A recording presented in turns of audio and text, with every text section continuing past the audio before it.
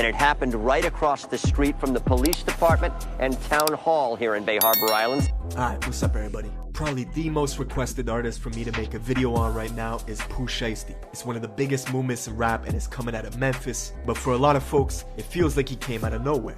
Last week, Shiesty was second only to Drake for the most streamed artist in the country. And there's a reason everyone's drawn to him. Pooh Shiesty's crew, Chopper Gang's gotta be one of the wildest in the industry, and the music reflects it. Doesn't matter how many billboards all over the country have his face on it. Doesn't matter he's signed to a major label deal with Gucci and Atlantic, selling 60K the first week on his debut album. Shiesty will still rob a dude in Miami who was trying to sell him weed and some Jordans, stick 2 shooters on the guy, sending him to the hospital, escape in a green McLaren, get arrested, bond out, and leave the state in a private jet. Saying the two left the state in a private jet. Who, they got the right guy? See, Shiesty keeps his circle small. You basically gotta give your life to Chopper Gang just to be around. Chopper Gang Hank, he's locked up for an attempt murder, allegedly shot up a car and paralyzed a dude in a bad case of mistaken identity. Chopper Wop, he's down for a murder and 2 attempts. Even Shiesty's best bro, Big for an attempt murder, allegedly shot up a car and paralyzed a dude in a bad case of mistaken identity. Chopper Wop, he's down for a murder and 2 attempts. First telltale signs I can tell a nigga's a real nigga, out of shape. When a nigga built like a refrigerator, you know he's a shooter. Facts. Let me tell you this. The shooters are usually extra skinny because they, like, I don't know what it is. Niggas is lactose intolerant, or they're just shaped weird. You feel me? It's just 2 of them. It's two bills of a shooter. A shooter is either skinny as fuck, you see every rib, that you know he can't fight, period. I've never seen a buff shooter. Let's be honest. Have you ever seen a buff shooter? That nigga look like Debo and he shoots. I've never seen it. It's 2 bills. He looks like that, or he's skinny as a motherfucker. You can see his heart beating through his chest. You know he ain't boxing.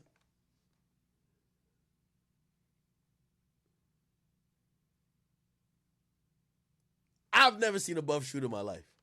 I've never been like, yo, and Grimy Savage. Grimy Savage got a 10-pack. I've never seen that before.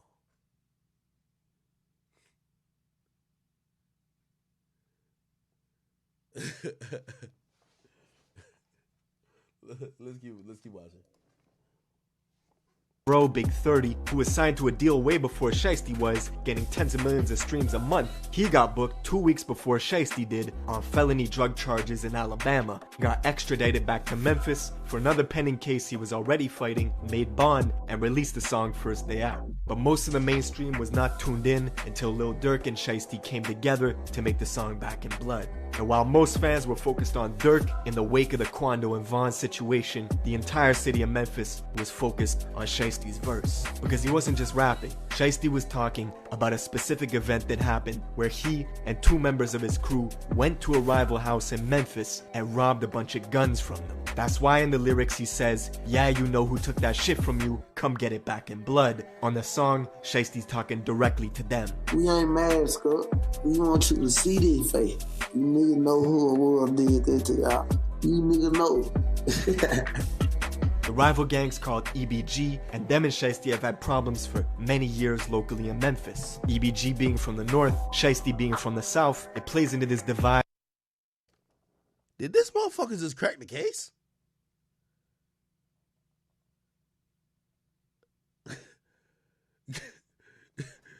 Yo, write that down. Yo, what the fuck? This nigga just cracked the case?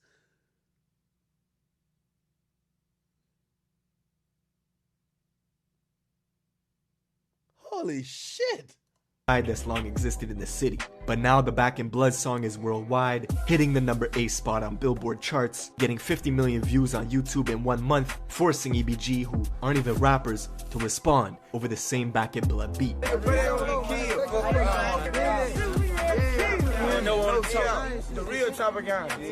Their remix got taken down a bunch of times, each time getting hundreds of thousands of views in days. So EBG dropped a second diss track, this one called Rumors. They even got Quando Rondo to make an appearance, taking collateral shots at Dirk just for being on the original song with Shiesty. Now, we're gonna get into all this, but first, check out my song of the day. This is some motivation from my guy K Johnny. Let's go. To the point I don't give a fuck no more, just thought I should fucking mention. Alright, right now, Memphis is like the gold rush for artists. Everybody's getting signed. And the reason is,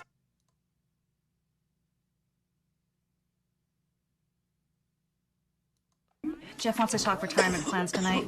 You should check out Quest Trade. It's been great for us. We'll be fine. Memphis has one of the rawest, most authentic cultures, but there's a lot more to it than good music and good barbecue. Memphis is the heart of the Bible Belt, with more churches than gas stations. On one hand, it's that southern hospitality, home of friendly folks who work hard to get by, but on the other hand, it's extreme violence, making Memphis the third most dangerous city in America.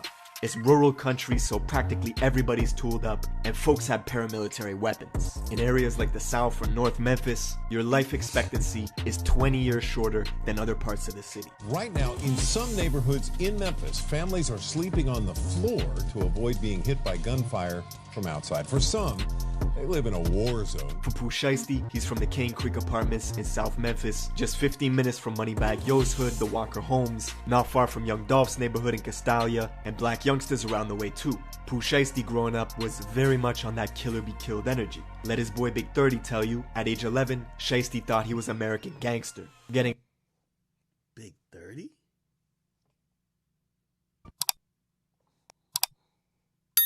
arrested and expelled from middle school at the same time, forced to wear an ankle monitor. See, Shiesty followed in his pop's footsteps. Pooh's father was a the same time, forced to wear an ankle monitor. See, Shiesty followed in his pop's footsteps. Is this nigga wearing an ankle? Oh my god, my keyboards are foul. This nigga wearing an ankle monitor at 10? Pooh's father was a gangster. Oh my god. My keyboard fucked up. Shit.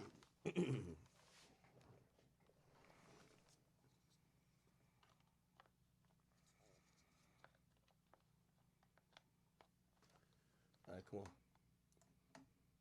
Founder of the record label Mob Ties. In 2006, one of his artists, who went by the name Miscellaneous, got into a triple shooting at Yo Gotti's birthday bash. The club managers knew that Yo Gotti and Miscellaneous were beefing, and instead of canceling the event, they hired 35 security guards using 4 metal detectors to screen the crowd. It didn't work. That same year, Shiesty's father was convicted of being an accessory in the murder of a local female DJ, which put him on supervised parole. Even with the law breathing down his neck, his pops was still hustling for almost a year, bringing in money under the radar from a trap house on a street called Porter. The house fell on a dead end and looked like it had been abandoned. But little did Pooh's father know, Memphis police had been monitoring the spot for months. One day, his father was in there. They had the measuring cups by the stove, the digital scales on the kitchen counter. One of them had weed, the other had cocaine. Suddenly, there was a loud boom as the front door busted open, and cops bursted in, rushing apartment 3 that was just up the stairs. As the cops ran up, this 75-pound pit bull came sprinting around the corner and leaped at their necks, so the officers shot it 3 times before the dog retreated to the kitchen and later died. In the chaos, you could hear yelling, "Go, go, go," as people ran from apartment 3 to apartment 4, trying to escape. Glass shattered.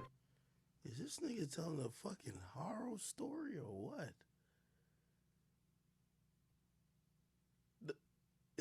This nigga look like he got his facts in a row. As folks Is this one of my kids? This nigga good. jumped out the window, leaving Pooh's father in the kitchen, cornered by police. They told him to surrender, and he did, leaving the officers with 12.5 grams of coke, 8 pounds of kush, and $10,000 cash that they took from Pooh's father's left pocket. With his pops in and out doing Fed bids, Shiesty was running around a badass little kid, jumping people, finessing people, That's how he got the name Shiesty. And Memphis is a small world, everybody knows each other. Shiesty even went to Central High School with some of the people he's into it with right now, like the main rapper from EBG, E Jizzle. But Pooh's reputation began to travel. In high school, he expanded his circle, clicking up on some plans to get money by any means. Together with his childhood friend Big 30 from Whitehaven, Little Hank, Antwop, and a few others, they came up with the name Chopper Gang, and it stuck. Chopper Gang shit. Chopper Gang shit. I ain't gonna lie to y'all. We ain't got a prop to crop back here. We real, we slugging shit. Nigga ain't gonna die. We gonna come chop nigga whole block, street, whatever. Within Chopper Gang, there are various members that come from big sets that are prominent in the area. What a lot of people don't know, Memphis has every single national gang and more. It's extremely active, with this new trend towards hybrid gangs, smaller mobs, and cliques within the sets going renegade, warring with each other. See where there was an older person running everything, but it's been changing a lot, and a lot of these young kids with these offset groups, they're totally different. More little cliques or little gangs that seem to be particularly violent and need less and less of a reason to resort to shooting a gun. One story of a guy named White Grape, or White Boy Kenny, who went to Central High School with Pooh Shiesty and them, and was known for having girls lined up like a buffet. He was a member of Chopper Gang who got initiated into the Grape Street Crips. They beat the shit out of him, took a photo that went viral as he became an official Grape Street member, but one day, White Grape allegedly got his gun robbed from him, so Chopper Gang had to cut ties with him, basically disowning him. Only for White Grape to catch a murder case months later after a drug deal went wrong and clients tried to pay him with counterfeit money, so he shot and killed one of them. Now, Chopper Gang continued spreading their enterprise, planning bigger licks that brought more danger. Shiesty himself says before the age... How does this nigga know this shit? Listen, man. This nigga is good, but this nigga is doing a lot. This nigga reporting on the white boy from the gang who got his ass beat and his gun took? The fuck? I fuck with him, though. I fuck with him. I'm just saying. Me, I would have kept it like, if you're not the rapper, I'm good. I don't need to know your story. This nigga know everybody's story. This nigga had the picture of the white chick who died. What the fuck? Age of 15, you're gonna lose a close friend in Memphis. Guaranteed someone close to you is gonna get killed. Around 2016, he lost his best friend Trey, which turned his heart cold. Pooh Shiesty vowed to live with no remorse from that day forward and be a menace to society. And after he graduated high school in 2018, Chopper Gang had many streams of income flowing in, and they started using some of this money they were making to pay for studio time.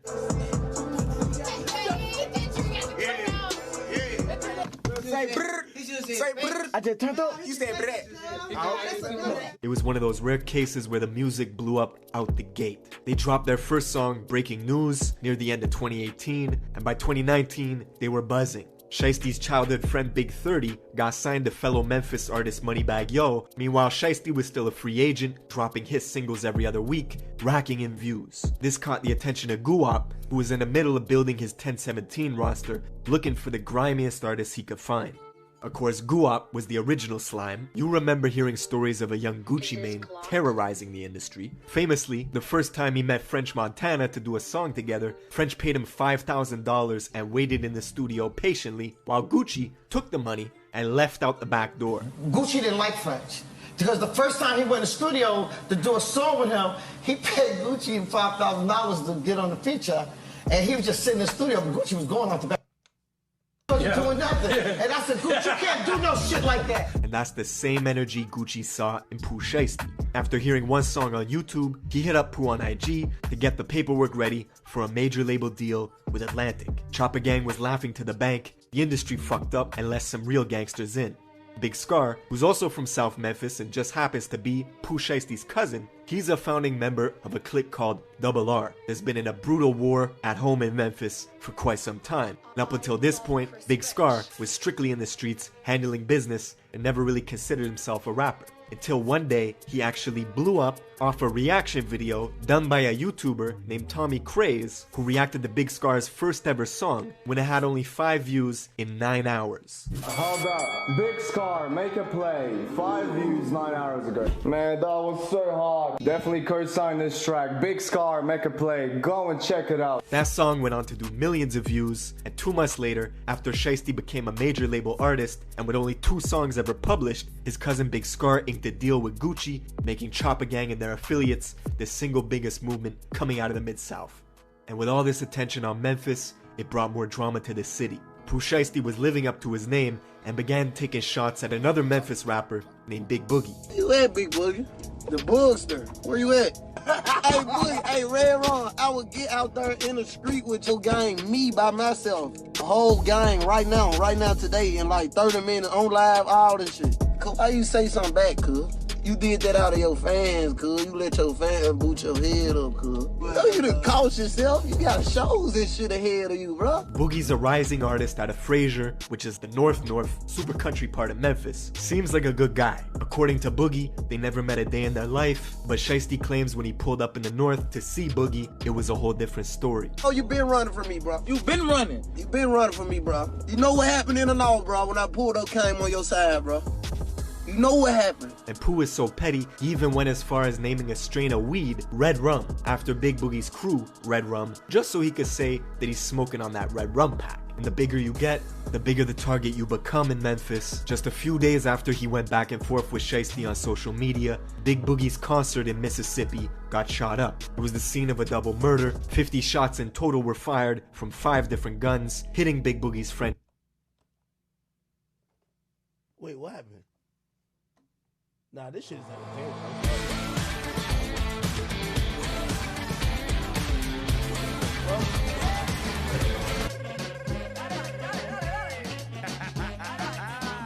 Hold on.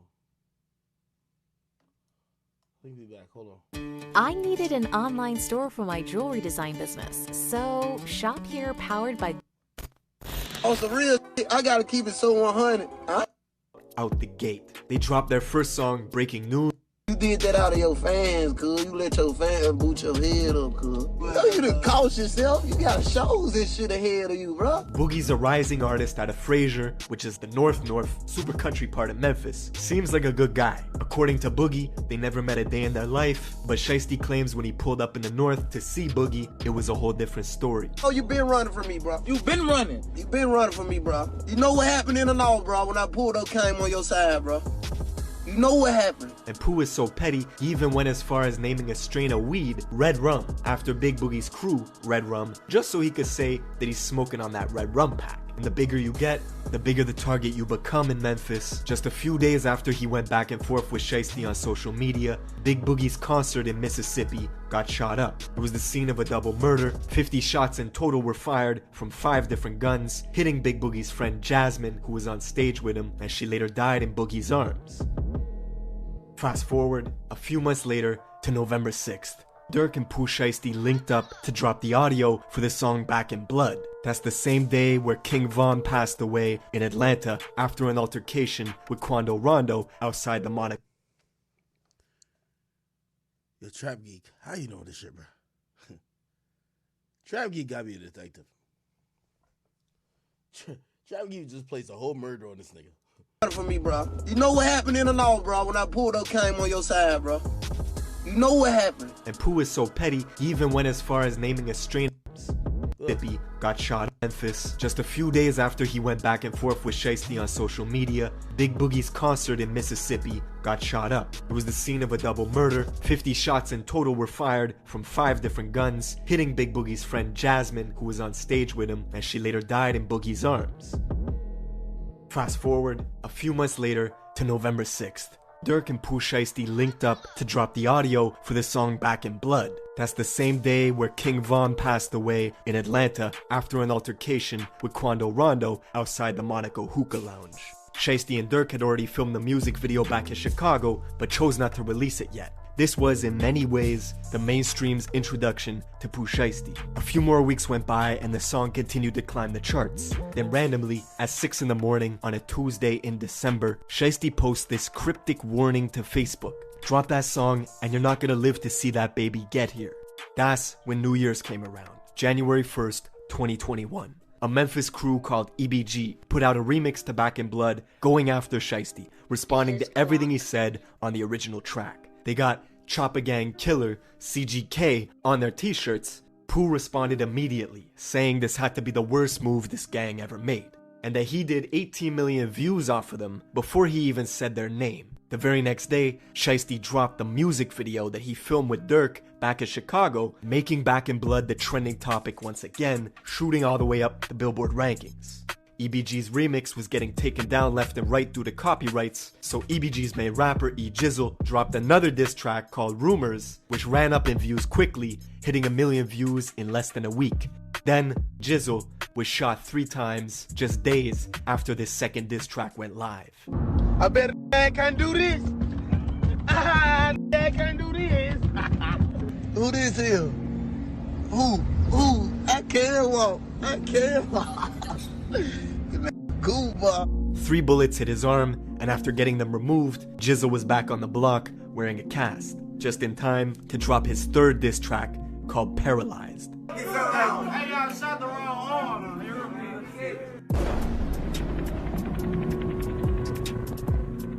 To add to the unfortunate timing, Pooh Shiesty's brother, who had been on life support fighting for every breath,